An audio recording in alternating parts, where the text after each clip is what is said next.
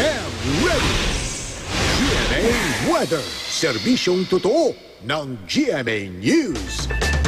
Mga kapuso, umiiral pa rin ang Intertropical Convergence Zone o ITCZ sa Mindanao. Ayon po yan sa datos ng Pag-asa at dahil po dyan, asahan ng minsanang katamtamang ulan at thunderstorms, partikular na sa rehiyon ng Davao, Zamboanga Peninsula at ARMM. Base po yan sa datos ng The Weather Company. Mahihinang ulan at thunderstorms naman ang posibleng maranasan sa Visayas, lalo na bandang hapon at gabi.